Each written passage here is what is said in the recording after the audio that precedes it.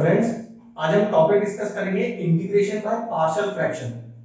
ये टॉपिक है तो काफी आसान, लेकिन मोस्टली बच्चों को दिक्कत आती है कि सर ये टॉपिक लगाया कहाँ जाएगा और मुझे कैसे पता चलेगा कि इंटीग्रेशन करना है जिसमें पार्शियल फ्रैक्शन का यूज होगा। तो इंटीग्रेशन बाय पार्शियल फ्रैक्शन को समझाने से पहले आपको एक बात बहुत इंपॉर्टेंट क्लियर कर देता हूं कि जो पार्शियल फ्रैक्शन है वो इंटीग्रेशन का पार्ट नहीं है। पार्शियल फ्रैक्शन किसी पर्टिकुलर जगह पर लगाया जाता है और वो चैप्टर इंटीग्रेशन चल रहा हो, सीक्वेंशियल सीरीज चल रहा हो, कोई सा भी चल रहा हो। अब बात यही आती है कि फिर कैसे पता चलेगा कि भाई पार्शियल कहां लगाना है। तो ध्यान रखिएगा, चैप्टर आप कोई सा भी कर रहे हो, अगर किसी भी क्वेश्चन के डिनोमिनेटर में, जी हाँ ध्यान रखिएगा, किसी भी क्वेश्चन के डिनोमिनेटर में अगर फैक्टर फॉर्म हो तो पार्शियल लगाया जा सकता है। जी हाँ, फैक्टर्स मतलब कुछ इस तरह से, मैं डिनोमिनेटर की बात कर रहा हूं, मतलब न्यूमरेटर अपॉन डिनोमिनेटर। तो ये जो डिनोमिनेटर है हमें इससे मतलब है, न्यूमरेटर में क्या लिखा है नहीं लिखा है आपको कोई फर्क नहीं पड़ता। पार्शियल लगाने के लिए इस डिनोमिनेटर में फैक्टर होने चाहिए। फैक्टर मतलब कुछ इस तरह से, जैसे x+3, x-1, x² + 2, इस तरह के फैक्टर फॉर्म। और बता ही दिया कि चैप्टर कोई सा भी हो सकता है, अगर डिनोमिनेटर में फैक्टर्स का फॉर्म है, इस फॉर्म में आपका क्वेश्चन है, तो पार्शियल लगाया जा सकता है। अब इस पार्शियल को लगाने के लिए इंटीग्रेशन में तीन फॉर्म आपको पर्टिकुलरली सीखनी है, मतलब तीन तरह से पार्शियल को लगाया जा सकता है। अब फिर से वही कंफ्यूजन, सर ये तो पहचान लिया कि पार्शियल लगेगा, लेकिन कौन से क्वेश्चन में कौन सा फॉर्म लगेगा ये कैसे पता चलेगा, तो उसकी पहचान देखते हैं। सबसे पहला पहचान, याद रखिएगा हम बात यहां पर डिनोमिनेटर की कर रहे हैं, न्यूमरेटर से कोई मतलब नहीं है, वो कुछ भी लिखा हो सकता है, ठीक है। डिनोमिनेटर में लीनियर फैक्टर्स होने चाहिए। लीनियर फैक्टर्स का मतलब जहां पर x की पावर 1 हो। अब वो फैक्टर किसी फॉर्म में भी हो सकता है, x+2 हो सकता है, x+1 हो सकता है, अकेला x भी हो सकता है। फैक्टर कुछ भी लिखा हो डिनोमिनेटर में, लेकिन उसकी जो x की पावर है वो 1 होनी चाहिए। अगर 1 है तो ये फर्स्ट टाइप है। फिर मैं आगे इस टाइप को पूरा सॉल्व करना सिखाऊंगा, पहले आपको तीनों तरीके बता देता हूं। सेकंड टाइप देखिए, इस बार होंगे तो फैक्टर्स ही, लेकिन जो फैक्टर है उस पे होल स्क्वायर या फिर होल क्यूब कुछ ऐसा लग रहा होगा। ये इसका सेकंड टाइप है कि जब पूरे ब्रैकेट पर पूरे फैक्टर पे होल स्क्वायर होल क्यूब लगा हो, ये टाइप 2 है हमारा।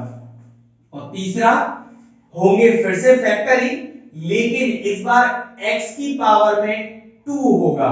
जी हां, x की पावर में 2 होगा इस तरह से। अब वो -1 हो, +1 हो, -2 हो, +2, उससे मतलब नहीं है। जिस तरह से फर्स्ट टाइप में x की पावर 1 थी ना, लीनियर फैक्टर था, इस बार आपका फैक्टर क्वाड्रेटिक होगा। बस ध्यान इस चीज पर रखना है। अगर आप ये तीनों पहचान समझ पा रहे हैं तो समझ जाइए आपको इस टॉपिक को सीखने में दिक्कत नहीं आएगी। फिर समझ लेते हैं। पहली पहचान ये कि डिनोमिनेटर में जो फैक्टर होंगे उसमें x की पावर 1 होगी। दूसरी पहचान कि पूरा जो फैक्टर होगा उसके ऊपर होल स्क्वायर होल क्यूब लगा होगा। तीसरा कि जो आपका x है फैक्टर के अंदर उसकी पावर 2 ही होगी, मतलब क्वाड्रेटिक फॉर्म, पावर में 2 लगा होगा। बस ये तीन ही पहचान है ये बताने के लिए कि आपको पार्शियल लगाना है। अब मैं आपको तीनों टाइप के अच्छे अच्छे क्वेश्चंस करके दिखाता हूं और इसी वीडियो में पूरा इस टॉपिक को खत्म कर लेंगे। तो चलिए अपना वीडियो स्टार्ट करते हैं। चलिए क्वेश्चन देखिए, मैंने बोर्ड पे लिखा है। अब डिनोमिनेटर में फैक्टर्स है तो ये बात तो डिनोट हो गई कि इसमें पार्शियल तो लगेगा ही लगेगा। लेकिन चेक करो, ये जो मैंने आपको भी तीन फॉर्म्स बताए थे, तीन टाइप बताए थे, उसमें से कौन सी टाइप का ये क्वेश्चन है।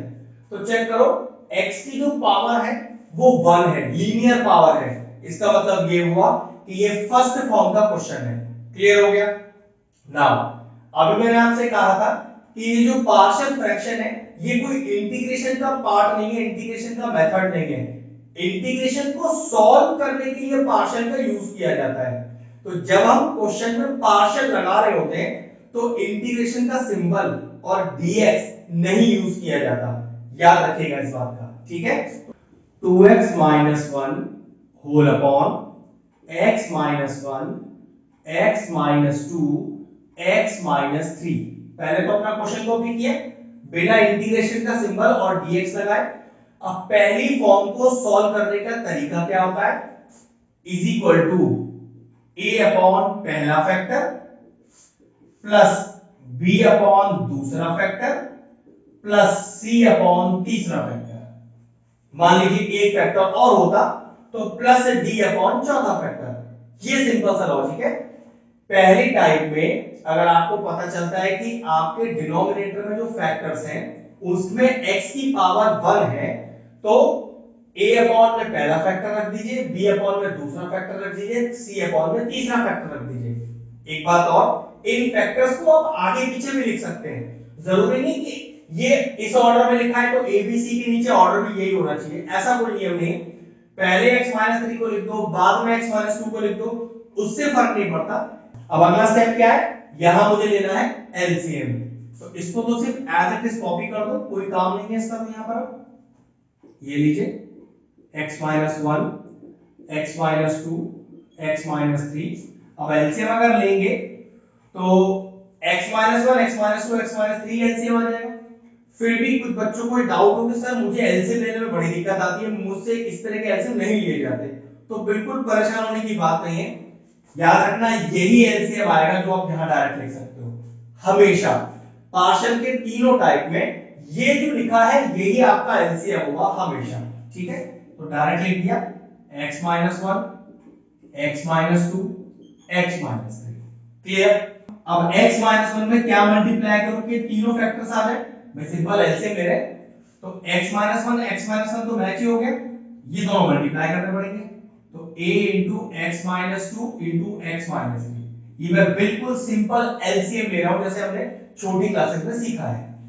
अब इस x minus 2 में क्या मल्टीप्लाई करूं, तीनों आ जाए तो x minus 1 और x minus 3 और b, तो b into x minus 1 और into x minus का 3 प्लस इसी तरह से x minus 3 में क्या मल्टीप्लाई करूं कि तीनों आ जाए, तो पक्की बात ये दोनों करने पड़ेंगे। और c, तो c into x minus 1 x minus 2। Clear है बेटा, एलसीएम लेने का वही तरीका जो हमने सीखा हुआ है, कैंसिल आउट हो जाएंगे हमेशा। अब जो बचा उसे लिखो, 2x minus 1 is equal to a into x minus 2 x minus 3। बिल्कुल आराम से एक एक स्टेप बताऊंगा। b into x minus 1 x minus 3 plus c into x minus 1 और x minus 2। अब आगे क्वेश्चन में करना क्या है, लॉजिक ये रहेगा, टाइप तीनों की बात कर रहा हूं, हमें हमेशा a b और c का वैल्यू निकालना है। उन वैल्यूज को निकालने के लिए आप LHS और RHS में x की कोई भी वैल्यू पुट कर सकते हो जो आपकी चॉइस हो, जो आपकी चॉइस हो। फ्रैक्शनल हो सकती है, नेगेटिव हो सकती है, पॉजिटिव हो सकती है, जीरो हो सकती है।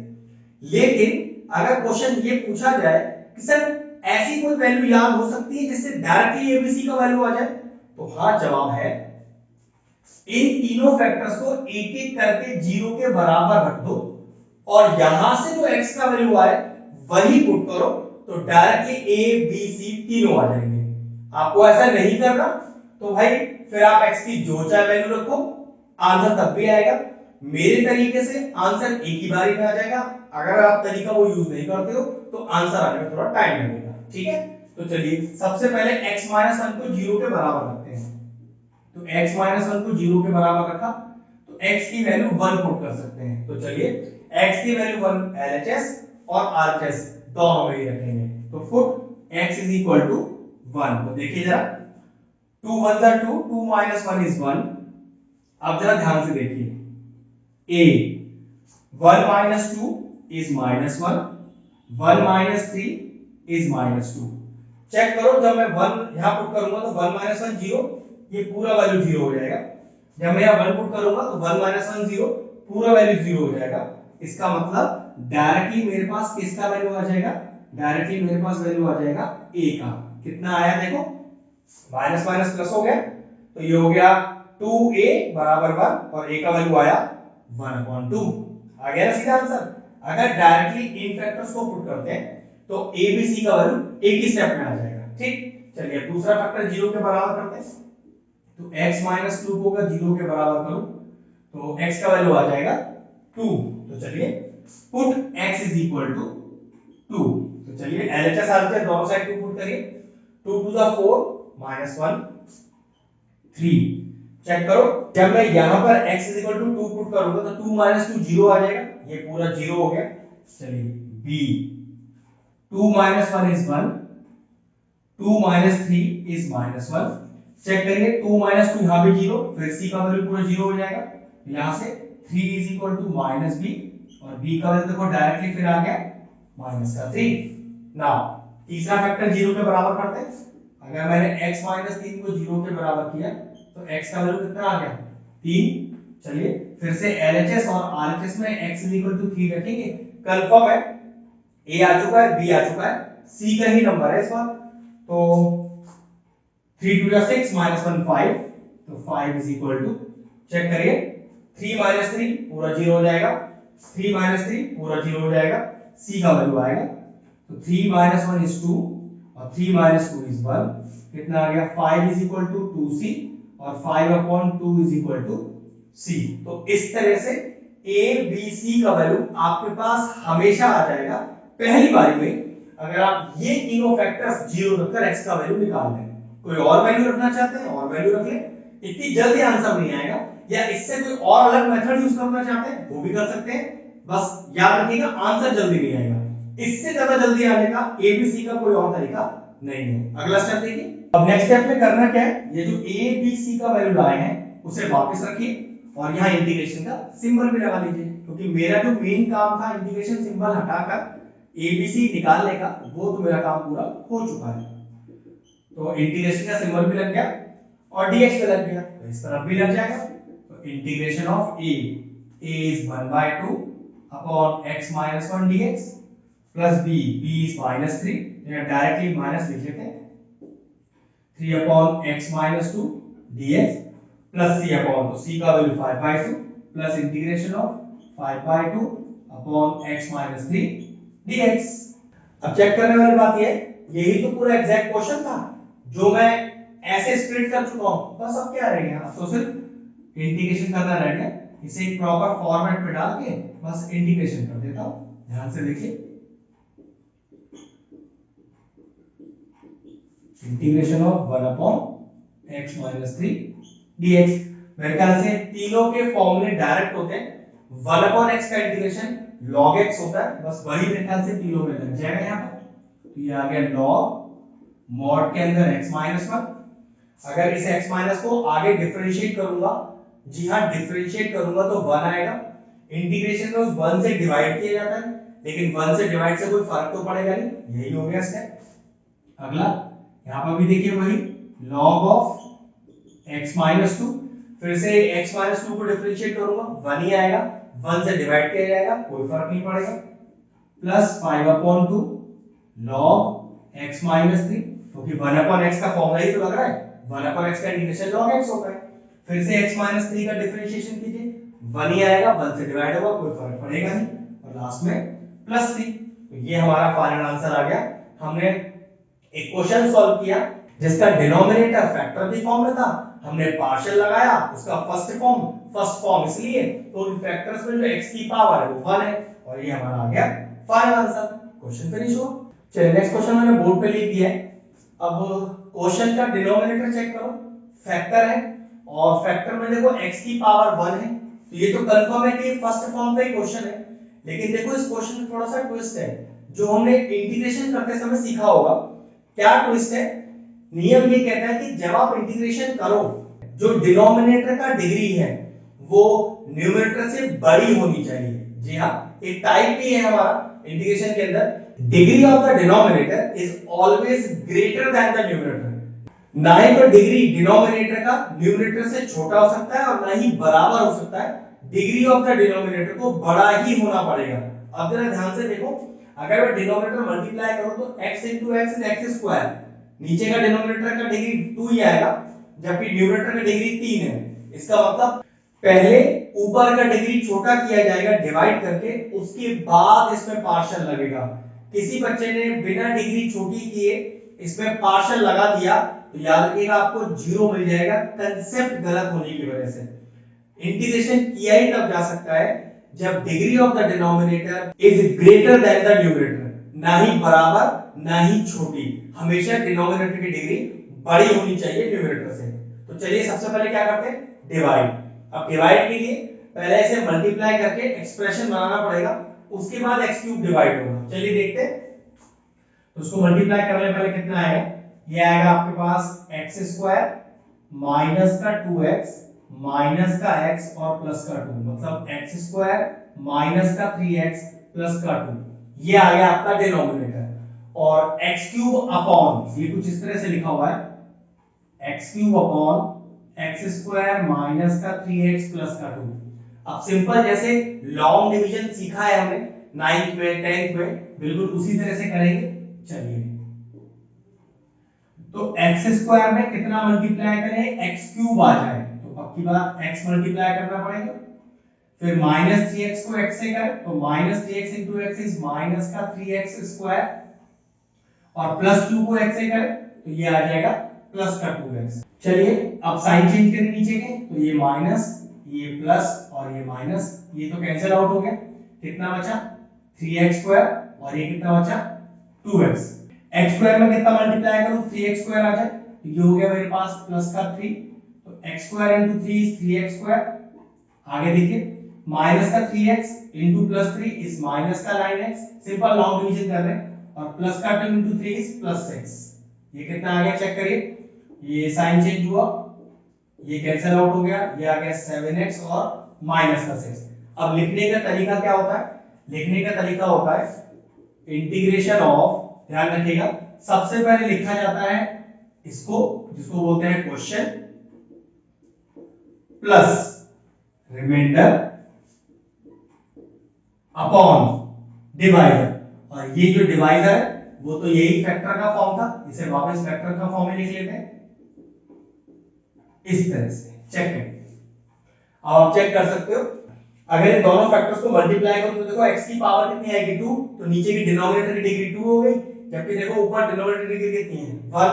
इसका मतलब ये हुआ कि मेरा ये जो काम है जिससे मैंने डिग्री छोटी करनी थी वो काम करेक्ट हो गया। बस अब तो एकदम आसान है, ध्यान से देखिए, तो x dx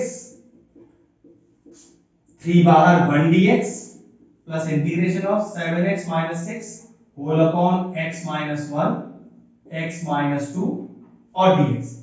ध्यान से देख सकते हैं इन दोनों के तो डायरेक्ट इंटीग्रेशन के फॉर्मूले होते हैं, पुट कर देंगे। मेन तो ये वाला पार्ट है जिसके अंदर देखो फैक्टर्स किस फॉर्म में है, फैक्टर्स लीनियर फॉर्म में, मतलब x की जो पावर है 1 है, ये फर्स्ट टाइप का हो गया जिसमें हम रखने का तरीका a अपॉन और b अपॉन। चलिए करके दिखाते हैं। अगर हम यहाँ पर पार्शियल लगा रहे हैं तो पक्की बात है ये इंटीग्रेशन और dx हटाना पड़ेगा, तो 7x - 6 होल अपॉन x - 1 और x - 2 इज इक्वल टू कैसे रखते हैं, a अपॉन पहला फैक्टर प्लस b अपॉन दूसरा फैक्टर। अब इधर लेना है एलसीएम, बिल्कुल पीछे वाले क्वेश्चन की तरह जैसे क्वेश्चन नंबर 1 में हमने किया था, इसको तो एज इट इज कॉपी करना है, और मैंने क्या बताया था एलसीएम कितना आएगा, ये दोनों ही एलसीएम आ जाएंगे यहाँ पर हमेशा। अगर एलसीएम लेने में कभी भी दिक्कत आए तो परेशान होने का जरूरत नहीं है, इन दोनों फैक्टर्स को उठा के नीचे लिख दीजिए, यही एलसीएम होगा हमेशा। तो कितना आएगा यहाँ पर a इनटू भाई x - 1 में क्या मल्टीप्लाई करोगे दोनों आ जाए x - 2 इनटू a प्लस इसी तरह से b इनटू x - 2 में क्या मल्टीप्लाई करो दोनों आ जाए, तो x - 1 करना पड़ेगा। पिछली बार की तरह देखो ये दोनों हमेशा कैंसिल आउट हो जाएंगे। अब इस a और b का वैल्यू निकालना है, उसके लिए मैंने आपसे क्या बोला था, आपको कुछ x का वैल्यू पुट करना होता है यहाँ पर। वैसे तो x की वैल्यू पुट करने का कोई नियम नहीं है, जो चाहो कर लो, लेकिन अगर डायरेक्टली आंसर लाना हो तो कौन सी वैल्यू पुट करो, इन दोनों को 0 के इक्वल करके जो x का वैल्यू आता है वही पुट कीजिएगा।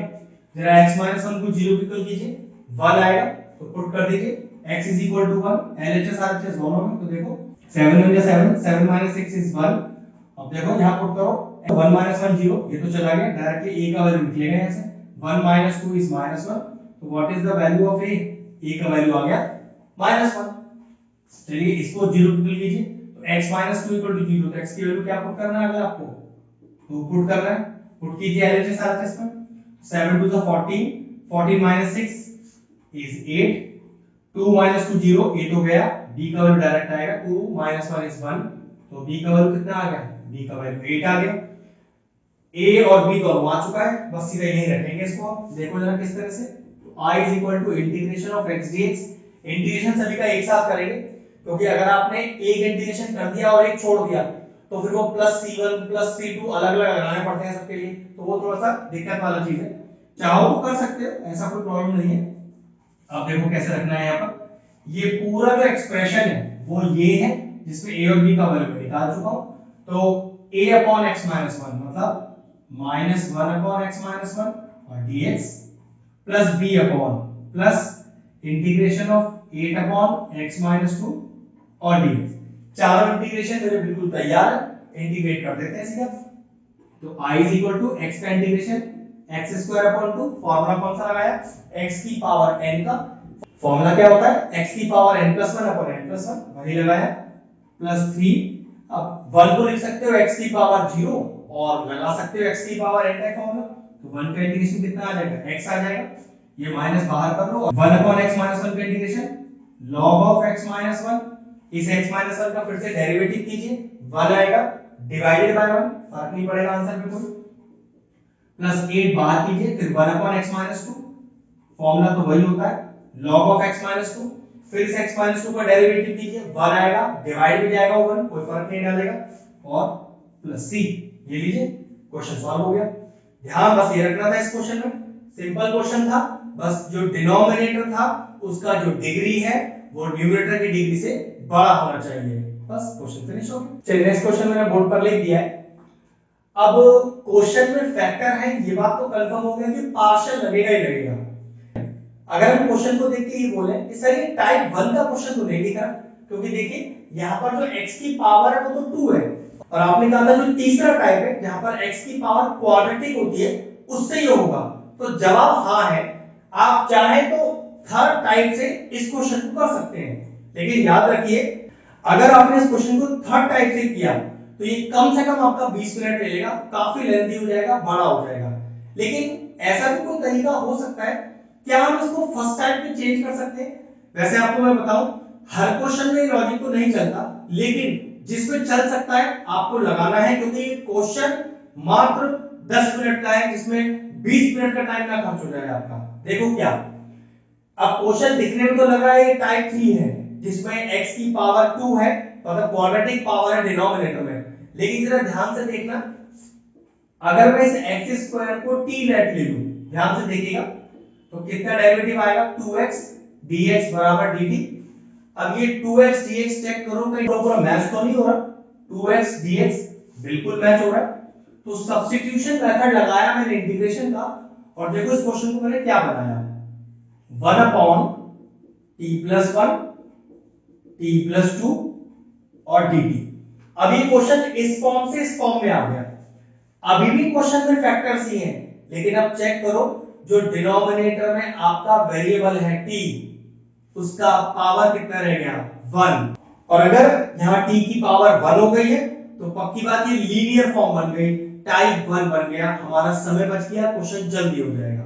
ध्यान रखिएगा अगर इस तरह की ट्रिक लग रही है तो ट्रिक लगानी जरूरी है, टाइम बचता है इससे आपका, ठीक है। चलिए अब ये तो कंफर्म है कि क्वेश्चन ये फर्स्ट टाइप का हो चुका है, क्योंकि यहाँ पर t की पावर 1 हो गई है, आपको भी पार्शियल लगाना है तो ये इंटीग्रेशन का और dt का सिंबल हटाना पड़ेगा, तो 1 अपॉन t प्लस 1 और t प्लस 2, क्योंकि हमारे फैक्टर्स बिल्कुल लीनियर हैं तो लिखने का तरीका a अपॉन पहला फैक्टर प्लस b अपॉन दूसरा फैक्टर, इसके बाद की कहानी बिल्कुल सेम। चलिए फटाफट फटाफट करके दिखाते हैं, 1 अपॉन t प्लस 1 और t plus 2 is equal to LCM, ये एज इट इज पूरा पूरा एलसीएम आ जाएगा यहाँ पर, तो t प्लस 1 और t प्लस 2 किस तरह से लिखेंगे, a इंटू इस t प्लस 1 में क्या मल्टीप्लाई करेंगे दोनों आ जाए, तो पक्की बात t प्लस 1 तो मैच ही हो रहा है, t प्लस 2 करेंगे, सिंपल एलसीएम ले रहे हैं। इसी तरह से यहाँ b के साथ मल्टीप्लाई क्या होगा, t प्लस 2 तो मैच ही हो रहा है, t प्लस 1 आ जाएगा। अगले स्टेप में ये दोनों हमेशा की तरह कैंसिल आउट हो जाएंगे, क्या बचा 1 is equal to a t plus 2 और प्लस b t प्लस 1। अब मुझे यहाँ a और b का वैल्यू निकालना है, इसके लिए मैंने आपको क्या बताया था, इन दोनों फैक्टर्स को 0 के इक्वल करके t का वैल्यू निकाल लीजिए। तो अगर मैं पहले फैक्टर को 0 के इक्वल करूं तो t का वैल्यू -1 आएगा। चलिए दोनों साइड -1 पुट करते हैं, तो 1 a -1 प्लस 2 इज प्लस 1 और यहाँ -1 पुट करेंगे तो 0 आ जाएगा। तो यहाँ पर डायरेक्टली देखो a का वैल्यू क्या आ गया, a का वैल्यू +1 आ गया। चलिए दूसरा फैक्टर 0 के इक्वल रखेंगे तो कितना आएगा, t का वैल्यू -2 आ जाएगा। चलिए t इक्वल टू -2 पुट कीजिए LHS और RHS दोनों में, लेकिन दिक्कत है LHS में पुट करने के लिए कुछ है नहीं, 1 ही लिखा जाएगा इज इक्वल टू, तो -2 + 2 0, a तो चला गया, तो b -2 + 1 is -1 and what is the value of b here, b का वैल्यू आया आपके पास -1। अब इस a और b की वैल्यू को वापस पुट करिए और इंटीग्रेशन का सिंबल भी लगा दीजिए वापस। तो ये देखिए ना, तो integration of 1 upon t + 1 t + 2 dt is equal to integration of a upon t + 1, a is 1 तो 1 upon t + 1 dt और फिर यहाँ पर और फिर b plus b upon तो plus integration of b is -1 तो -1 upon t + 2 dt। चलिए सॉल्व करिए, तो 1 अपॉन x का इंटीग्रेशन log x, उसी तरह से 1 अपॉन t + 1 का इंटीग्रेशन log t + 1, लेकिन t + 1 को आगे फिर से डिफरेंशिएट कीजिए, 1 आएगा, 1 डिवाइड में चला जाएगा, कोई फर्क नहीं पड़ेगा, -1 अपॉन t + 2 का इंटीग्रेशन सेम log t + 2, फिर t + 2 का डेरिवेटिव होगा 1 आएगा, 1 से डिवाइड करेंगे कोई फर्क नहीं पड़ेगा और प्लस c। अब सोचने वाली बात यह है कि आंसर में तो t आ गया, जबकि क्वेश्चन में तो t था ही नहीं, तो क्या करना पड़ेगा, वापस उस t की जगह x² डाल दीजिए, तो फाइनल आंसर आएगा आपका log mod के अंदर x² + 1 माइनस का log mod के अंदर x² + 2 और प्लस c। ये लीजिए आ गया आपका फाइनल आंसर। बस ध्यान रखना है कि क्वेश्चन का टाइप थर्ड टाइप जैसे था, लेकिन इसको मैंने मोल्ड करके टाइप 1 बना लिया, फिर क्वेश्चन को सॉल्व करने का पैटर्न बिल्कुल सेम है, क्वेश्चन फिनिश हुआ। चलिए नेक्स्ट क्वेश्चन बोर्ड पे लिख दिया है। अब क्वेश्चन को ध्यान से देखें तो ये तो ट्रिग्नोमेट्रिक फॉर्म में है, तो यहाँ तो पता ही नहीं चल रहा कि यहाँ पर डिग्री पावर कितना है, तो ऐसे क्वेश्चन में ध्यान से देखो कहीं सब्स्टिट्यूशन तो नहीं हो रहा। अगर मैं यहाँ sin x को t पुट कर दूं तो ध्यान से देखिए, लेट sin x = t, ये कितना हो गया cos x dx = dt। अब जरा न्यूमरेटर चेक करो इसका, cos x dx को डायरेक्ट dt लिख दो, dt whole upon 2 plus sin x को मैंने क्या माना हुआ है, t माना हुआ है, और यहां पर भी t हो जाएगा sin की जगह। अब जरा चेक करो, नीचे का डिनोमिनेटर तो फैक्टर ही है और यहां पर t का पावर कितना है, t का पावर 1 है, इसका मतलब ये फर्स्ट फॉर्म वाला क्वेश्चन है, इसमें t का पावर 1 होता है, तो सिंपल लेने का तरीका होगा, क्योंकि अब मुझे पार्शियल लगाना है तो ये इंटीग्रेशन और dt दोनों हटाना पड़ेगा यहां से मुझे, तो 1 अपॉन 2 प्लस t और 3 प्लस 4t, क्योंकि दोनों ही फैक्टर मेरे लीनियर है, t का पावर 1 है, तो फैक्टर कैसे रखा जाता है यहाँ पर, a अपॉन पहला फैक्टर, इसमें मैंने 2 प्लस t को t प्लस 2 लिख दिया है, ठीक है, प्लस b अपॉन दूसरा फैक्टर। अब अगला स्टेप एलसीएम लेने वाला, बिल्कुल सेम स्टेप्स है, कोई चेंज नहीं है। मेन इसमें क्या चीज होती है कि आप पहले क्वेश्चन का टाइप पहचानें, टाइप पहचानने के बाद बस वो टाइप फिर पता होना चाहिए, सारे क्वेश्चनों का एक ही जैसा लॉजिक है।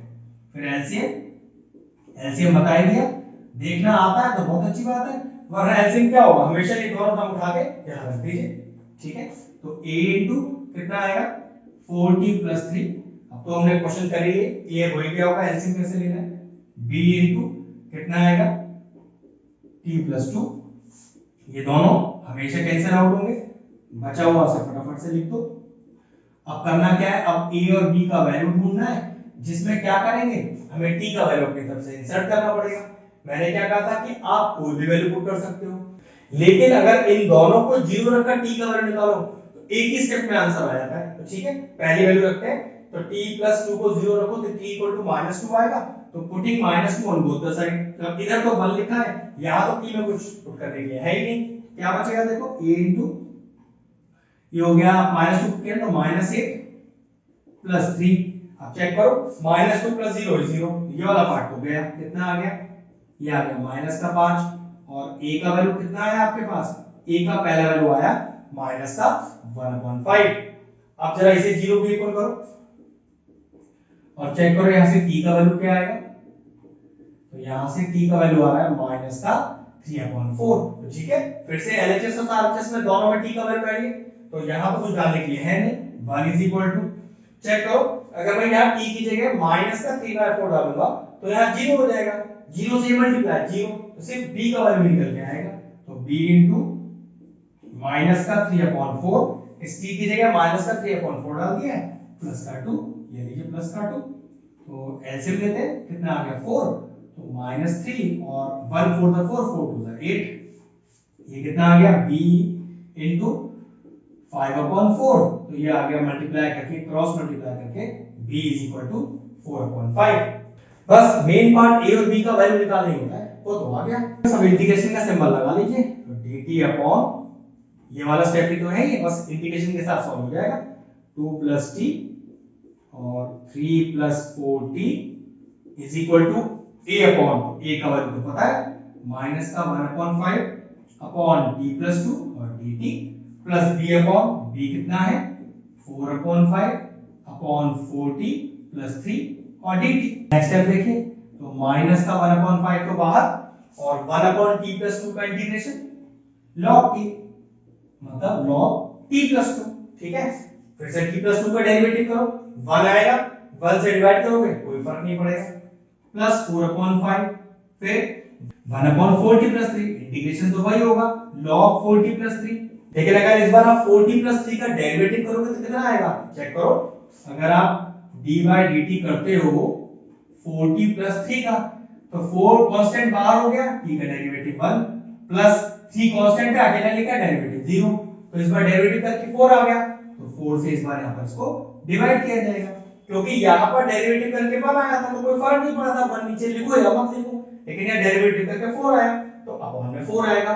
अभी एक स्टेप और बाकी रहता है, क्या, क्वेश्चन में तो sin x cos x था, वो तो हमने अपने क्वेश्चन को आसान बनाने के लिए लेट लिया था, तो हमने क्या लेट लिया था, हमने sin x की जगह क्या पुट किया था, t पुट किया था, तो जहां जहां आप क्वेश्चन में आपको t दिखाई दे रहा है वहां वापस क्या पुट करोगे, sin x पुट करोगे, तो चलिए पुट कीजिए, फाइनल आंसर क्या आएगा, -1/5 log मॉड के अंदर कितना लिखा है t + 2, तो आप कितना लिखोगे sin x + 2, ठीक है।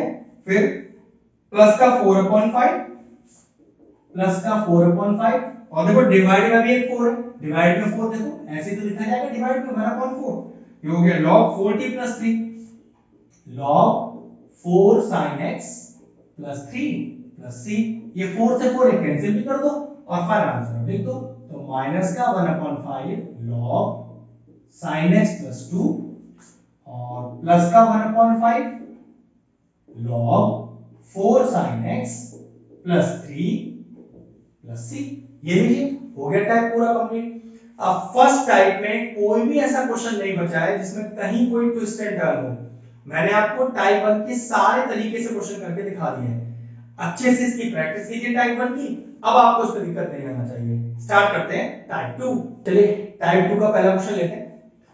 डिनोमिनेटर में फैक्टर्स है, पार्शियल तो लगेगा ही लगेगा, अब पार्शियल का टाइप 2 कैसे, जरा चेक करो, डिनोमिनेटर का जो फैक्टर है उसकी पावर चेक करो, पावर में होल क्यूब लगना है, जबकि देखो यहां पर तो आपके पास लीनियर पावर है, तो लीनियर पावर तो फर्स्ट टाइप की तरह रखी जाएगी, लेकिन ये जो सेकंड फैक्टर है उसकी पावर में 3 है, तो ऐसे क्वेश्चनों को रखने का तरीका क्या है वही सीखते हैं, ठीक है।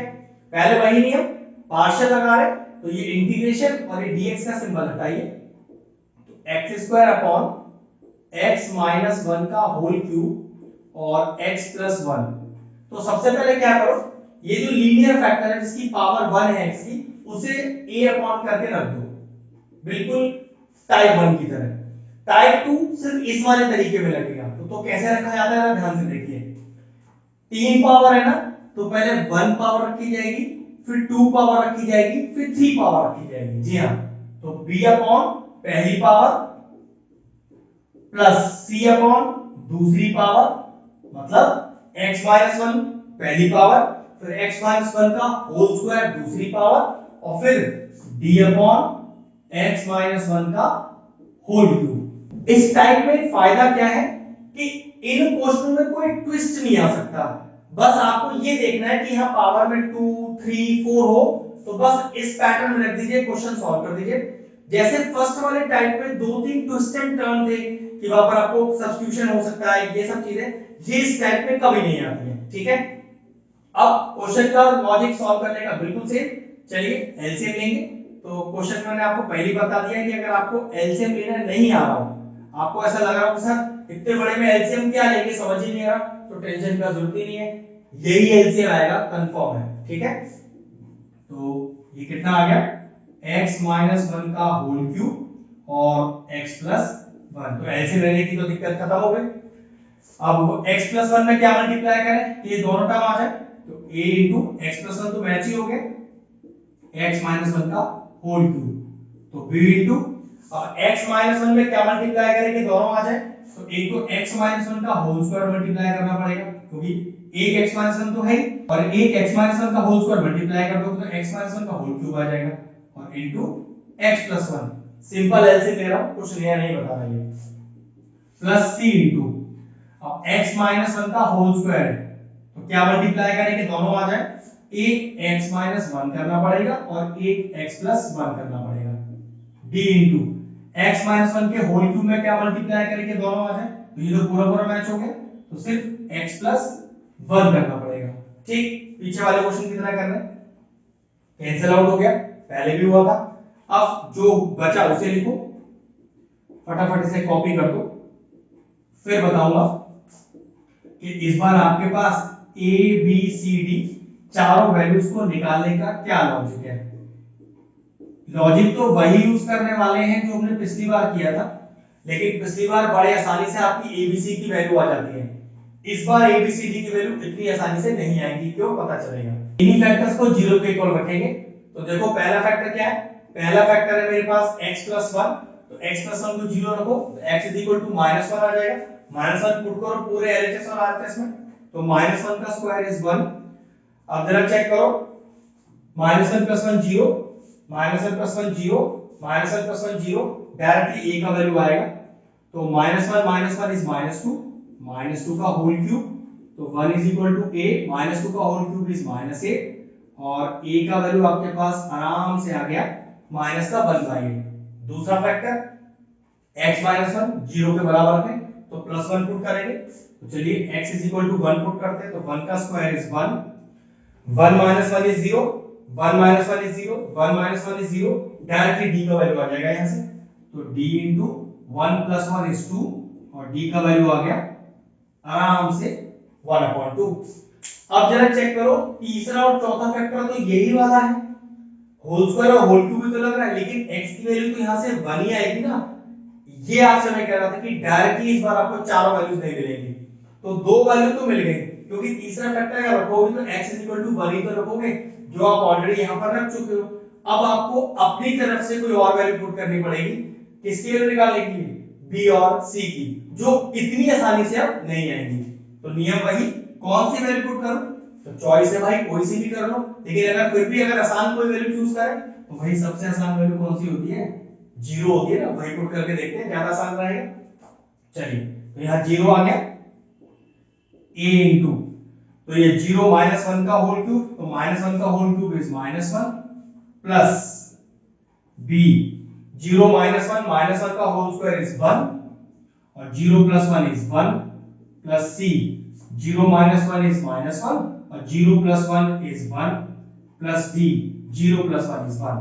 अब इसमें से a और d का वैल्यू पता है, वो पुट कर लेंगे, तो 0 इज इक्वल टू माइनस का a, और a का वैल्यू माइनस का 1/8, तो यहाँ 1/8 आ जाएगा प्लस का, प्लस b पता नहीं, माइनस का c, और plus d, d is plus का 1/2, तो देखो यहाँ पर b minus c is equal to भी पूछा जाएगा, मतलब b माइनस सी की टर्म में इक्वेशन बन जाएगी। चलिए लिखते हैं, तो कितना आया ये आया b minus c is equal to, दोनों को लेके जाओ, तो माइनस का 1/8 और माइनस का 1/2, तो b minus c is equal to 8 LCM आ गया, तो -1 और माइनस का 4, तो 8 1 8, 4 2 4 8, तो b minus c is equal to minus का 5/8। तो ये लीजिए, हमने जब जीरो डाला तो b और c की टर्म में एक रिलेशन आ गया। याद रखिएगा, जब आपके पास डायरेक्टली फैक्टर नहीं होता है और आप अपनी तरफ से कोई वैल्यू पुट करते हो तो डायरेक्ट आंसर भी नहीं आता है, ऐसी इक्वेशन बन जाती है। अब एक वैल्यू और ढूंढनी पड़ेगी, तो देखो हम -1 पुट कर चुके हैं, +1 पुट कर चुके हैं, 0 पुट कर चुके हैं। अब मेरे ख्याल से सबसे छोटी वैल्यू जो बची है वो 2 रह गई है हमारे पास, तो 2 पुट करेंगे।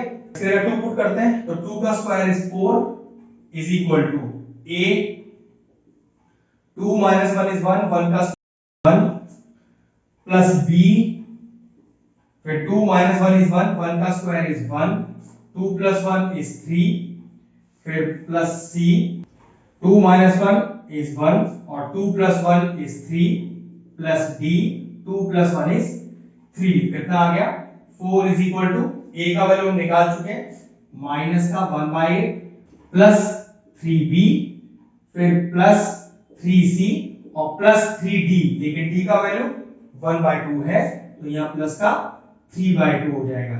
ठीक है, अब फिर से वही b और c को यही रखो और दोनों को उधर लेके जाओ, कितना आएगा चेक करो, ये आएगा 4 प्लस 1/8, इसको लाइए इधर, माइनस का 3/2 is equal to 3b plus 3c, LCM लीजिए, 8 एलसीएम आएगा, तो 1 8 8, 8 4 32 प्लस 8 1 8, 1 1 1, 2 4 8, 4 3 12, 3b और प्लस 3c। नाउ कितना आ गया, ये आ गया आपके पास 32, माइनस का 12 इज 20 प्लस 1 इज 21/8, और यहां से भी देखो 3 कॉमन आ रहा है जो कि मल्टीप्लाई में है, तो डिवाइड में चला जाएगा, 1/3 हो जाएगा, b प्लस c, 3 7 21, तो b प्लस c का वैल्यू आ गया 7/8, और चेक करो b माइनस c का वैल्यू मैं ऑलरेडी निकाल चुका हूं, b माइनस c का वैल्यू माइनस का 5/8। अब दोनों को सॉल्व कर लेते हैं, minus c plus c add हो गए, b प्लस b 2b, और इसको भी ऐड करो 7/8 और माइनस का 5/8, करना तो प्लस ही है ना, लेकिन माइनस आ रहा है तो प्लस इनटू माइनस, माइनस कितना आएगा चेक करो, ये आ गया 2b is equal to, 2b is equal to, base same है तो एज इट इज उसका आंसर 80 आ जाएगा, तो 7 माइनस का 5, तो 2b इज इक्वल टू, ये आ गया 2/8, 2 से 2 कैंसिल हो गया, और b का वैल्यू कितना आ गया, b का वैल्यू आया 1/8। इस b को वापस डालो, यहाँ पर ध्यान डाल लो, या दूसरी क्वेश्चन में डालो जो हमने लिखी थी, c आ जाएगा, तो चलो इसी में डाल देते हैं, तो 1/8 minus c is equal to minus का 5/8, तो 1/8 इसको उधर लाइए, प्लस का 5/8 इज इक्वल टू, माइनस का c उधर जाके प्लस c हो जाएगा, बेस फिर सेम है, तो 1 + 5 is equal to c, 6/8 is equal to c, cancel out होगा, 2 3 6 और 2 4 8, तो c का वैल्यू कितना आ गया 3/4। जब हमारे पास फैक्टर सीधा नहीं मिलता, हमें अपनी तरफ से कोई वैल्यू डालना होता है, तो इस तरह का कैलकुलेशन थोड़ा लंबा हो जाता है, वैल्यू आएगा जरूर लेकिन थोड़ा कैलकुलेशन हो जाएगा, तो मिस्टेक ना हो जाए, तो थोड़ा ध्यान रखना। तो अब देखो हमारे पास चारों वैल्यू हो जानी चाहिए, तो a का वैल्यू कितना आया था मेरे पास, माइनस का 1/8, b का वैल्यू अभी आया है 1/8, c का वैल्यू अभी आया है 3/4, और d का वैल्यू मेरे पास आया था 1/2। बस चारों वैल्यूज आ गई, अब यहाँ इंटीग्रेशन में डालना है आपको उसको। देखिए, तो integration of x² upon x minus 1 का whole cube x plus 1 dx is equal to, पहला इंटीग्रेशन यहाँ लगेगा a की वैल्यू वाला, तो ये आ जाएगा इंटीग्रेशन ऑफ माइनस का 1/8 x plus 1 dx plus b का वैल्यू कितना है 1/8 upon x minus 1 dx plus c is 3/4, तो 3/4 इंटीग्रेशन ऑफ 1 x माइनस 1 का whole square dx plus d is 1/2, तो 1/2 अपॉन x माइनस 1 का होल क्यूब और dx। जरा इसको सही से इंटीग्रेशन के सेटिंग में लगाते हैं, तो माइनस का 1/8 1/x+1 dx प्लस का 1/8 1/x-1 dx। अब देखो ये नीचे x-1 का होल स्क्वायर है ना, इसको कैसे लिखा जाएगा इंटीग्रेशन करने के लिए, x-1 की पावर -2, जिसमें मैं लगा हुआ x की पावर n का फॉर्मूला, सेम यहाँ पर +1/2 बाहर और x-1 की पावर -3 dx। नेक्स्ट स्टेप देखिए, माइनस का 1/8 कितना आएगा फॉर्मूला, log x+1, x+1 का डेरिवेटिव कीजिए, 1 आएगा, 1 से डिवाइड किया जाएगा, कोई फर्क नहीं पड़ेगा, प्लस 1/8, फिर से 1/x का इंटीग्रेशन log x, मतलब 1/x-1 का integration log of x-1, x-1 का डेरिवेटिव 1 आएगा, डिवाइड करने में कोई फर्क नहीं पड़ेगा, प्लस 3/4। अब x की पावर n लगाइए, तो x की पावर n+1 अपॉन n+1, फिर से x-1 का डेरिवेटिव 1 ही आएगा, 1 से डिवाइड कोई फर्क पड़ेगा नहीं, प्लस 1/2, फिर से x की पावर n, तो x की पावर n+1 अपॉन n+1, फिर x-1 का डेरिवेटिव 1 ही आएगा, डिवाइड होगा 1 से, कोई फर्क पड़ेगा नहीं, और प्लस c। चलिए आखिरी स्टेप और देख लेते हैं, तो i माइनस का 1/8 log of x+1, फिर प्लस का 1/8 log of x-1, यहां चेक करिए, यहां पर आएगा माइनस का 1 बचेगा नीचे, तो ये आ जाएगा माइनस का 3/4, और यहाँ x-1 की पावर -1, तो ये कितना हो जाएगा, ये हो जाएगा 1/x-1, x-1 की पावर -1 है तो -1 हटाने के लिए 1 कर दिया। इसी तरह से देखो यहाँ -2 बचेगा नीचे, तो ये माइनस का एक तो 1/4 हो जाएगा पहले, और यहाँ पर भी -2 बचेगा, उसे डिनोमिनेटर में ले आते हैं, तो ये कितना हो जाएगा 1/x-2 का होल स्क्वायर, लास्ट में क्या लगा लें, प्लस c। ये लीजिए, अब हमारा फाइनल आंसर आ गया, बस क्वेश्चन फिनिश हो गया। चलिए अगला क्वेश्चन इस टाइप का लिख दिया है। वैसे मैंने आपको शुरू में बताया कि इस टाइप में कोई ट्विस्ट एंड टर्न होता ही नहीं है, सिंपल सा क्वेश्चन है। देखिए पहले डिनोमिनेटर में फैक्टर है, तो ये कंफर्म होगा कि पार्शियल से ही होगा। अब पार्शियल के 3 टाइप है, हम सेकंड टाइप पे ही कर रहे हैं, तो ये सेकंड टाइप का ही क्वेश्चन है, वो हमें कौन बताता है। तो देखो ये तो यहाँ पर तो x की पावर 1 है, तो ये तो टाइप 1 का पार्ट है, लेकिन चेक करो यहाँ होल स्क्वायर लग रहा है, तो मैंने आपसे क्या कहा था, जब ब्रैकेट पर होल स्क्वायर होल क्यूब हो तो ये टाइप 2 बन जाता है, तो पक्की बात है टाइप 2 का ही क्वेश्चन है। तो पार्शियल लगाने के लिए क्या करेंगे, इंटीग्रेशन और dx का सिंबल हटाइए पहले, तो x² plus x minus 1 whole upon x plus 1 का होल स्क्वायर और x प्लस 2। लिखने का तरीका, पहले से लीनियर वाले फैक्टर को लिख देते हैं टाइप 1 से, a अपॉन x प्लस 2, इसका काम तो खत्म हो गया।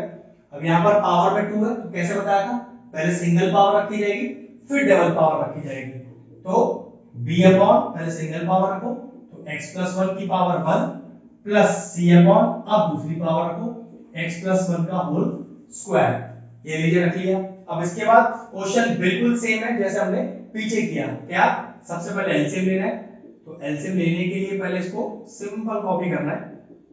और मैंने आपको ये भी बताया कि अगर आपको एलसीएम समझ में नहीं आ रहा है इसका, तो कुछ मत कीजिएगा, इसको एज इट इज कॉपी करके नीचे लिख दीजिएगा, यही एक्चुअल में आपका एलसीएम होता है, तो x प्लस 1 का होल स्क्वायर और x प्लस 2।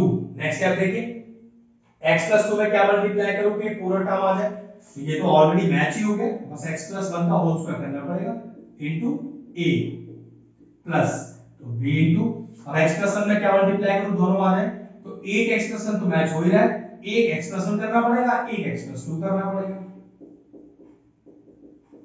ठीक है, प्लस c।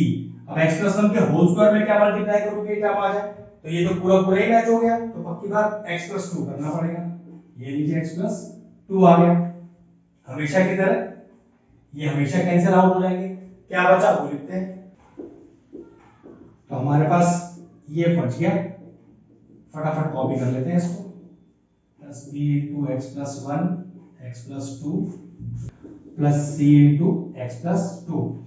अब इस a b c का वैल्यू निकालना है, कैसे निकालना सिखाया है, x की वैल्यू पुट करके, जो हमें यहां से मिलेगी।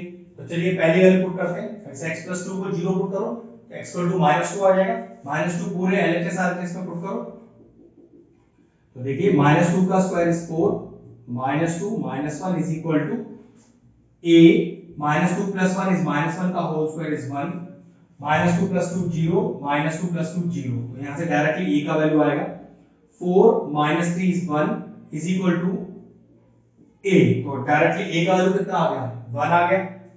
अगला वैल्यू पुट करो, अगर 0 की इक्वल करोगे तो x इक्वल टू -1 आ जाएगा, तो -1 ही पुट करना है।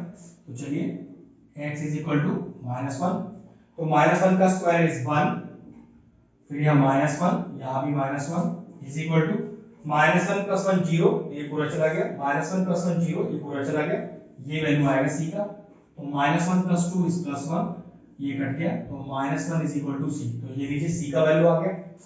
अब दिक्कत है x + 1 0 पुट कर दिया, अब यहाँ पर भी तो x + 1 ही है, होल स्क्वायर भी होगा तो उससे फर्क क्या पड़ेगा, x का वैल्यू तो वही आएगा। इसका मतलब हमारे पास तीसरा वैल्यू नहीं है डायरेक्ट, तो मैंने क्या कहा था अपनी तरफ से कोई वैल्यू पुट कर लेते हैं, तो छोटी से छोटी वैल्यू ले लो, 0 सबसे आसान वैल्यू है जो आपको सॉल्व करने में थोड़ी मदद करेगी, तो जब अपनी तरफ से कोई वैल्यू लेनी हो तो 0 ले पहले। चलिए 0 पुट यहाँ करें, 0 पुट यहाँ करें, ये आ गया -1, फिर a इंटू 0 + 1 is 1, 1 का square is 1, plus b into 0 + 1 is 1, 0 + 2 is 2, और c 0 + 2 is 2। इसमें से a और c का वैल्यू तो आ चुका है, वो भी पुट कर दो, तो -1 is equal to a is 1, ये लीजिए, प्लस b को भी निकाला नहीं है तो +2b और +2c, क्योंकि c का वैल्यू -1 है तो ये -2, ये कितना हो गया चेक करो, ये हो गया आपके पास -1, इस 1 को इधर लाओ -1, ये -2 इधर लाओ +2 is equal to 2b, -2 + 2 is 0, तो ये लीजिए b का वैल्यू कितना आ गया, b का वैल्यू आपके पास आ गया 0। स्टेप क्या है, बस a b c का वैल्यू तो आ गया, यहाँ पुट करके डायरेक्ट इंटीग्रेट करना है। चलिए यहाँ पर इंटीग्रेशन का सिंबल लगा दीजिए, तो x² + x - 1 x + 1 का whole square x + 2 dx is equal to integration 1/x + 2 dx plus b, b तो 0, तो इसको सॉल्व करने की जरूरत ही नहीं है, प्लस c, तो c का वैल्यू -1 है, इंटीग्रेशन ऑफ -1/x + 1 का होल स्क्वायर और dx। अगला स्टेप कितना आएगा ये चेक करो, पहले इसको प्रॉपर्ली इधर डाल देते, तो ये एज इट इज, यहाँ तो कोई चेंज नहीं आएगा, यहाँ थोड़ा चेंज करना पड़ेगा, क्या x + 1 का होल स्क्वायर डिनोमिनेटर में है, पहले इसको न्यूमरेटर में लेके जाते हैं, उसके बाद इंटीग्रेट करेंगे इसको इस तरह से। चलिए कितना हो गया, ये हो गया log of x + 2, और x + 2 का डेरिवेटिव करेंगे 1 आएगा, 1 से डिवाइड होगा, कोई फर्क नहीं पड़ेगा, ये x की पावर n लगेगा, फॉर्मूला क्या होता है x की power n + 1 upon n + 1 plus c, और एक्सप्रेशन को डेरिवेटिव फिर से करेंगे तो 1 आएगा, 1 से डिवाइड होगा, कोई फर्क पड़ेगा नहीं, ये कितना आ गया, ये आ गया log of x + 2, अब ये -1 तो ये प्लस हो गया, और ये पावर -1 तो ये 1 में चला जाएगा, प्लस c, ये लीजिए हो गया आपका टाइप 2 पूरा। टाइप 2 में कोई अलग से ट्विस्ट नहीं है, बस आपको टाइप 2 पहचानना है और लॉजिक आपके सामने है। टाइप 1 और टाइप 2 दोनों कंप्लीट है, स्टार्ट करते हैं टाइप 3। चलिए टाइप 3 का पहला क्वेश्चन लिख दिया है मैंने। अब टाइप 3 है, कैसे पहचानना सिखाया था मैंने आपको, चेक करो, यहां पर फैक्टर का जो x का पावर है वो 2 है, क्वाड्रेटिक पावर है, इसका मतलब ये कंफर्म है कि ये टाइप 3 का क्वेश्चन है। लेकिन देखो पहली पावर तो सिंपल लीनियर है, तो इसको तो कोई लॉजिक ही नहीं है, फर्स्ट टाइप की तरह से a अपॉन करते रहते हैं, ट्विस्ट यहां पर है वो सिखाते हैं, ठीक है। अब क्योंकि आपको पार्शियल लगाना है तो ये इंटीग्रेशन और dx हटाइए, कैसे लिखेंगे 2x - 1 अपॉन x + 1 और x² + 2, ध्यान रखिएगा ये पार्शियल का सबसे इंपॉर्टेंट टाइप है, और इसमें आपको ट्विस्ट वाले क्वेश्चन मिल जाएंगे, वो भी करके दिखाऊंगा, ठीक है। तो सबसे पहले लीनियर फैक्टर रख लेते हैं x + 1, तो वो तो सिंपल आ जाएगा a/x + 1, इसका जुगाड़ तो फिनिश।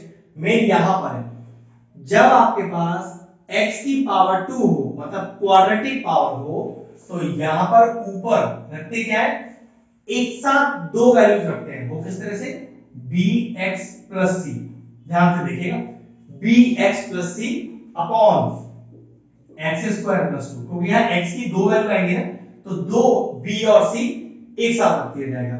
मान लो आप ये चाहो कि सर मैं इसको पहले रखना चाहता हूं यहां पर और x + 1 को बाद में, तो कोई दिक्कत नहीं है। देखो उसको लिखने का तरीका क्या होगा, फिर अगर आप मान लो x² + 2 को पहले फैक्टर में रखना चाहते हो तो ये हो जाएगा ax + b upon x² + 2 plus c upon x + 1।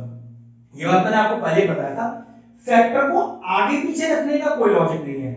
बस आपको याद रखना है सारे फैक्टर मौजूद हो और वो फैक्टर कौन सी टाइप का है वो सही से टाइप लगा दी जाए। आप इसको पहले लिख रहे हो या आप इसको पहले लिख रहे हो, इससे कोई मतलब नहीं है, ठीक है।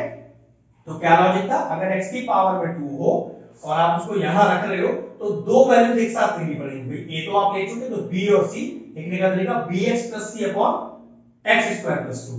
बस अब इसके बाद की कहानी बिल्कुल सेम जो आप पीछे यूज करते आए हो, क्या, एलसीएम।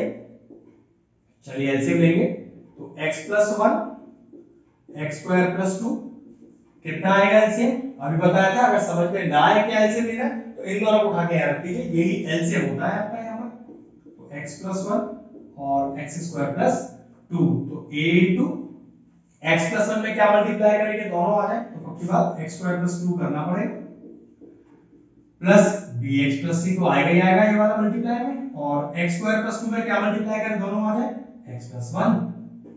अब हर बार की तरह ये दोनों कैंसिल आउट होंगे ही होंगे, क्या बचा 2x - 1 = a x square plus 2 और bx + c और x + 1। अब यहां से वो abc का वैल्यू भी निकालना है, इन फैक्टर्स को 0 के बराबर रख के वैल्यू लेंगे। तो चलो पहला फैक्टर 0 के बराबर रखते हैं, x + 1 को 0 रखो, -1 आ जाएगा, पुट करो x = -1, तो पक्की बात है एक वैल्यू आएगी आएगी, तो 2 * -1 is -2, -1 तो -3 इज इक्वल टू, चलो अब यहां पर भी डालो -1, तो a * -1 का होल स्क्वायर इज 1, 1 + 2 is 3। अब जरा चेक करो, -1 + 1 0, ये पूरा 0 हो जाएगा। तो देखो डायरेक्टली a का वैल्यू कितना आ गया, a का वैल्यू आपके पास -1 आ गया।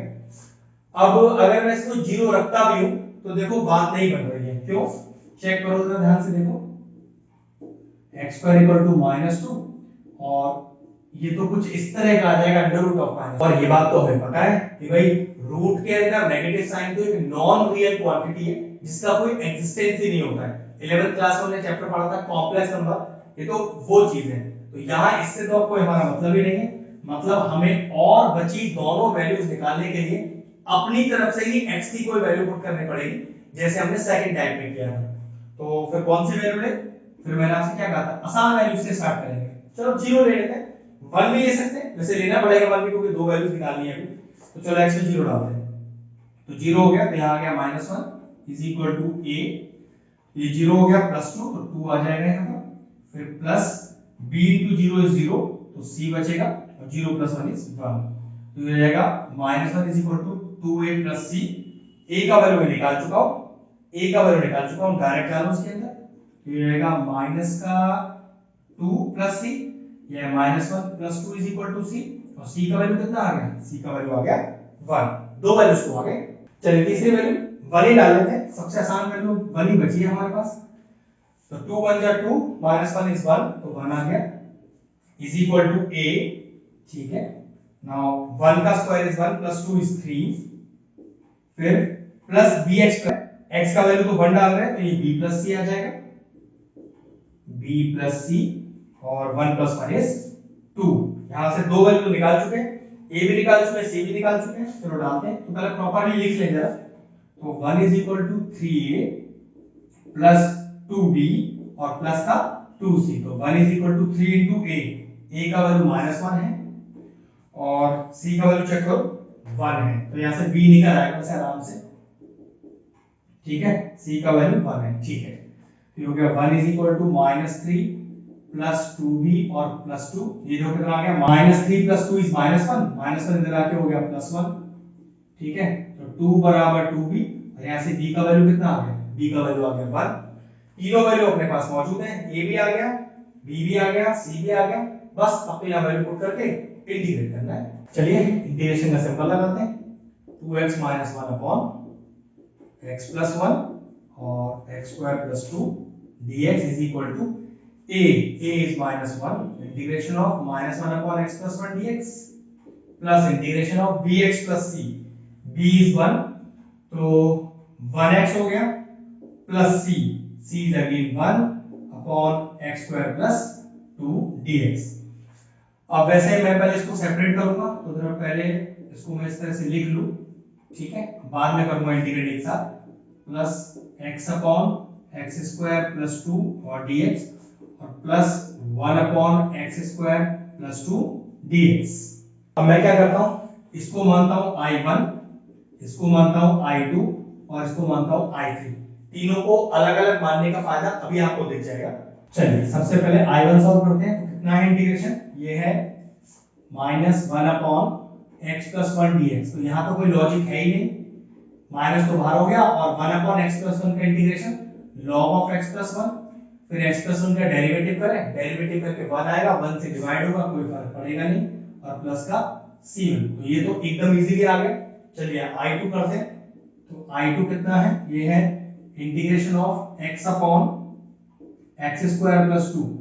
अगर आप इंटीग्रेशन चैप्टर की नॉलेज रखते हैं और पार्शियल फ्रैक्शन तक आ गए तो देखते ही आप पहचान सकते हो कि इसमें सब्स्टिट्यूशन लग रहा है। कैसे, देखिए x स्क्वायर प्लस 2 को लेट करिए, तो लेट x स्क्वायर प्लस 2 बराबर t। x स्क्वायर का डेरिवेटिव हो गया 2x और 2 का हो जाएगा 0 और dx बराबर dt। जरा चेक करो x dx मैच कर रहा है, तो यहां से 2 हटाओ, तो x dx को क्या लिख सकते हो आप, dt अपॉन 2।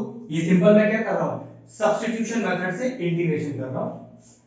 तो I2 कितना हो गया, चेक करो, x dx का वैल्यू dt by 2 हो गया, तो dt by 2 लिख दिया, अपॉन इस पूरे को मैंने t माना हुआ है। 1 अपॉन t का इंटीग्रेशन कितना होता है, इसका इंटीग्रेशन होता है log t और प्लस c2। वापस अब इस t का वैल्यू पुट कीजिए, तो half log t is x square plus 2 और प्लस का c2। ये लीजिए मेरा I2 बिल्कुल तैयार आ गया। अब I3 करना रह गया। अब I3 की बात करें तो I3 देखिए क्या लिखा हुआ है, integration of 1 upon x square plus 2। अब वैसे डायरेक्ट फॉर्मूला है, उसके लिए मैं क्या करूं, उस 2 को लिख दूं √2 का होल स्क्वायर और dx। तो चेक करो फॉर्मूला लग रहा है 1 upon x square plus a square का, तो 1 upon x square plus a square integration dx। Formula होता है 1 upon a tan inverse x upon a और प्लस c। चलिए भाई लगाते हैं। तो I3 हमारे पास आ जाएगा 1 अपॉन √2, क्योंकि a का वैल्यू √2 है ना, tan inverse x upon √2 plus का c3। I1 आ गया, I2 आ गया, I3 आ गया। अब इसको लास्ट में बस लिखने का तरीका क्या है, I is equal to I1 plus I2 plus I3। भाई तीनों जो हमने I1 I2 I3 लिए थे उनके बीच में प्लस ही लग रहा है, मैंने प्लस ही लगा दिया। तो I is equal to I1 आ गया log of x plus 1 plus c1 plus I2 का वैल्यू है 1/2 log x square plus 2 plus c2 plus I3 का वैल्यू है 1 upon √2 tan inverse x upon √2 और प्लस c3। अब ये c1 c2 c3 को प्लस c लिखना है, लेकिन उसके लिए स्टेप देखो कैसे लिखते हैं। तो I is equal to minus log x plus 1, c1 मत लिखना, plus half log x square plus 2, c2 मत लिखना, plus 1/√2 tan inverse x upon √2 और लास्ट में लिख दोगे एक प्लस c, जिसमें इस c का वैल्यू है क्या, लिखोगे लास्ट में where this c is equal to c1 plus c2 plus c3। बहुत सारे c आ जाए तो लास्ट में एक प्लस c डाल दीजिए और लिख दीजिए ये जो c मैंने डाला है कांस्टेंट, ये एक्चुअल में वो सारे c जो मैंने ऊपर लिए हुए थे उन सब का सम है। बस क्वेश्चन फिनिश हो गया। शानदार क्वेश्चन था, और करके दिखा दो। चलिए इसी टाइप का एक क्वेश्चन मैंने बोर्ड पे लिख दिया है। अब डिनोमिनेटर अगर देखें तो फैक्टर है, पार्शियल तो लगेगा ही लगेगा। और चेक करो x की पावर 2 है, x की पावर 2, ये भी कंफर्म होगा कि टाइप 3 का क्वेश्चन है।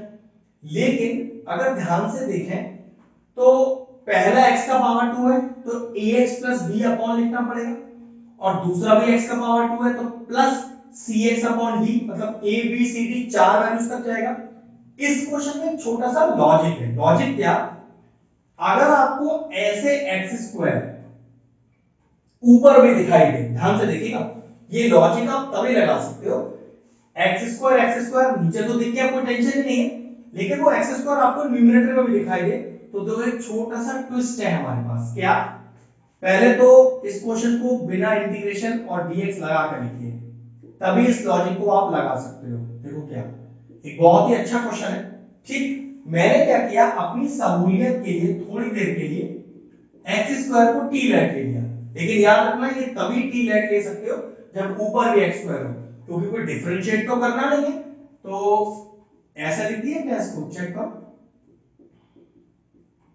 ध्यान से देखिए। और अगर अब मैं ध्यान से देखूं कि डिनोमिनेटर में फैक्टर तो अभी भी है, लेकिन देखो टी की पावर कैसी हो गई, लीनियर, 1 पावर हो गई। तो ये तो टाइप 1 का क्वेश्चन हो गया। बस ये लॉजिक आसान हो गया, क्योंकि अगर टाइप 1 में है तो ए अपॉन और बी अपॉन दो ही वैल्यू निकालनी होगी। लेकिन अगर मैंने इसका टाइप लॉजिक यूज किया होता क्वाड्रेटिक वाला, तो ax plus b plus cx plus d चार वैल्यूज निकालना होता। और ध्यान रखो, चार वैल्यूज निकालने का मतलब है क्वेश्चन काफी लेंथी। वही क्वेश्चन अब देखो दो वैल्यू से आंसर निकल जाएगा। लेकिन ये लॉजिक लगाने के लिए एक्स स्क्वायर और एक ऊपर भी एक्स स्क्वायर होना जरूरी था। किसी वजह से मान लो कि ऊपर एक्स स्क्वायर नहीं होता, तो मेरे पास कोई ट्रिक और लॉजिक नहीं था। ax प्लस बी अपॉन पहला factor plus cx plus D upon दूसरा फैक्टर, फिर वही एलसीएम लेना, a b c d चारों वैल्यूज को निकालना और एक लंबा सा क्वेश्चन हो जाएगा। ठीक है, चलिए देखिए। अब अपने को तो पता ही है कि दोनों फैक्टर आपके लीनियर हैं, तो कैसे रखते हैं, टाइप 1 से a अपॉन पहला फैक्टर प्लस b अपॉन दूसरा फैक्टर। याद रखना है, टाइप का पहचानना सबसे इंपॉर्टेंट पार्ट है। टाइप अगर आपने पहचान लिया तो फिर तो क्वेश्चन होने में आपको दिक्कत आएगा ही नहीं। लेकिन अगर आपने टाइप नहीं पहचाना सही से, तो काफी टाइम भी लगेगा, लेंथी हो जाएगा, और जितना क्वेश्चन लंबा होगा उतना गलती होने का चांस भी ज्यादा हो जाएगा। ठीक है, चलिए अब एलसीएम लेते हैं। तो t plus 1 upon t plus 2 और 2t plus 1 is equal to, LCM तो यही आएगा एज इट इज। अब तो बहुत बार हमने यही चीज कर लिया है। ठीक है, कितना आएगा ऊपर चेक करिए, a into 2t plus 1 plus b into t plus 2, हमेशा की तरह ये दोनों हमेशा करते हैं। बचा क्या वो लिख दीजिए। तो t plus 1 is equal to a 2t plus 1 plus b into t plus 2। अब इस a और b का वैल्यू निकालना है, इसके लिए दोनों फैक्टर्स को एक एक करके जीरो रख के t का वैल्यू निकालेंगे। तो अगर पहला फैक्टर में जीरो रखूं तो t प्लस 2 को जीरो रखने पर कितना आएगा, t इक्वल टू माइनस 2। तो put t equal to minus 2 कहां पर, LHS और RHS दोनों में। तो माइनस 2 प्लस 1 इज माइनस 1। अब a into 2 into minus 2 is minus 4 plus 1 is minus 3। अब देखो माइनस 2 प्लस 2 जीरो हो जाएगा यहाँ तो ये कितना आ गया, a का वैल्यू आ गया आपके पास 1/3। चलिए इस दूसरे फैक्टर को रखिए इधर जीरो के ऊपर। तो 2t plus 1 is equal to 0, 2 is equal to minus 1, t is equal to minus का हाफ। चलिए t equal to minus half दोनों साइड रखना पड़ेगा, ये लीजिए। तो माइनस हाफ प्लस 1 इस प्लस का हाफ इज इक्वल टू, अगर आप माइनस का हाफ रखोगे तो यहाँ आ जाएगा माइनस 1 प्लस 1 जीरो, ये तो पूरा गया। तो b माइनस हाफ और प्लस का 2 कितना आ जाएगा, तो half is equal to b, ये आ जाएगा 2 एलसीएम। तो माइनस 1 और प्लस का 4, ये आ जाएगा आपके पास half is equal to b और 4 माइनस 1 इज 3/2, ये 2 से 2 चला गया। तो b का वैल्यू कितना आया, 3 नीचे आ गया, 1/3। सिंपल कैलकुलेशन कर रहा हूं, कुछ खास नहीं। a और b दोनों वैल्यू आ चुका है, बस पुट करके इंटीग्रेट करना है। तो चलिए इस a और b की वैल्यू को रखते हैं यहाँ पर। तो a की जगह मैंने रख दिया 1/3 और b की जगह क्या रख दिया मैंने 1/3। ठीक है, अब मैंने क्या किया, इस t की जगह x स्क्वायर वापस मतलब इसको उठा के ऊपर रख दो। तो ये इंटीग्रेशन ऑफ कितना हो जाएगा, चेक करो, x square plus 1 x square plus 2 2x square plus 1, अब तो dx भी लग जाएगा, is equal to integration of 1/3 और t क्या है आपका x square plus 2 dx plus 1/3 integration of 1/2x square और प्लस 1 dx। यही तो एग्जैक्ट चाहिए था, इसी का वैल्यू हमने यहाँ पर निकाल लिया। अब इस 1/3 को बाहर किया और इसको एक फॉर्मेट में डाला, कैसे, x स्क्वायर प्लस 2 को लिखा √2 का होल स्क्वायर और dx। यहाँ थोड़ा सा अरेंजमेंट करना पड़ेगा, 1/3 तो बाहर है ही है। सबसे पहले किसी भी तरह का लॉजिक लगाने के लिए इस x स्क्वायर का कोएफिशिएंट हटाना पड़ता है। तो मैंने क्या किया, इस पूरे टर्म को सबसे पहले मैंने क्या किया, 2 से डिवाइड किया और 2 से मल्टीप्लाई किया। ठीक है, फिर अगला स्टेप देखिए। अब यहाँ तो कुछ करने के लिए बचा ही नहीं, इसमें तो सिर्फ फॉर्मूला अप्लाई करना है, लेकिन क्योंकि दोनों इंटीग्रेशन में एक ही साथ करूंगा, इसलिए अभी सिर्फ इसको कॉपी कर रहा हूं, इसका इंटीग्रेशन मैं नहीं कर रहा हूं। dx सही से इसको अरेंज कर लेते हैं। ये 2 बाहर कर दो तो ये प्लस का 1/6 आ जाएगा, इंटीग्रेशन ऑफ 1 अब इस 2 को दोनों के नीचे अलग अलग कर दो, तो x² प्लस फिर x² प्लस 1/2 और 1/2 को लिख दिया 1/√2 का होल स्क्वायर ऑफ dx। अब दोनों ही एक्सप्रेशन है उसमें डायरेक्टली फॉर्मूला लग रहा है, कौन सा वाला, integration of 1/x² plus a² dx। Exam में लिखना है फॉर्मूला, फॉर्मूला क्या होता है 1/a tan inverse x upon a और प्लस c।